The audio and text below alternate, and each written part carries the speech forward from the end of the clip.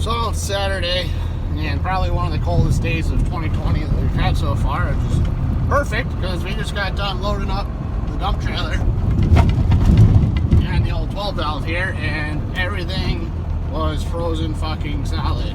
I had the hitch in the bed of the truck, and the hitch pin was frozen in the hitch, so unfroze that, and the coupler for the trailer was also frozen and jammed up, so I had to free that up.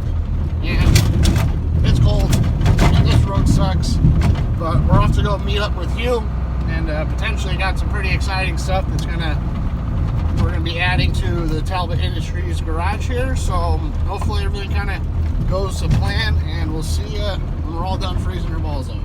So it's several hours later in the day, but we are back home. We have the truck unloaded, and I'm going to show you what we got. We got a drill press,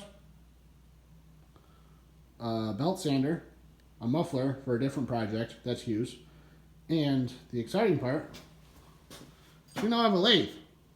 So don't really know anything about either one of them besides on how to use them, but they're here. Little TLC, they all work for a change. I actually got something that works and isn't broken. But yeah, came with a bunch of stuff. We're gonna clean it up some, get it powered up, and hopefully it'll be super useful in some future and current projects. So we spent the last couple hours kind of just messing around with this lathe, trying to get a feel for how it operates and what it does great and what it doesn't do so well. So this is a 3-phase lathe, and being in a residential area, you don't have 3-phase. So I've got the 240 plug that we use for the plasma cutter and all the welders. And the previous guy had this set up already with a phase converter.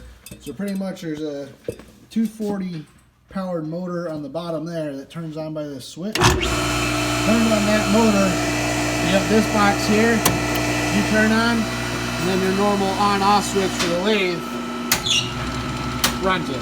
So forward and backwards. So that works. Shut this off, and just been kind of messing around with what it came with for tooling and such. And just got this little piece of scrap, so been messing with the power feed and actually getting a real decent finish out of it, which I'm pleased about. The compound works. Put an angle on the end of this. This was already a threaded piece, so that's why there's threads there.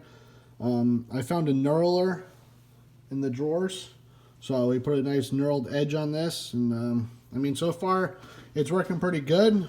We got everything set up here for cutting threads. Haven't tried that yet.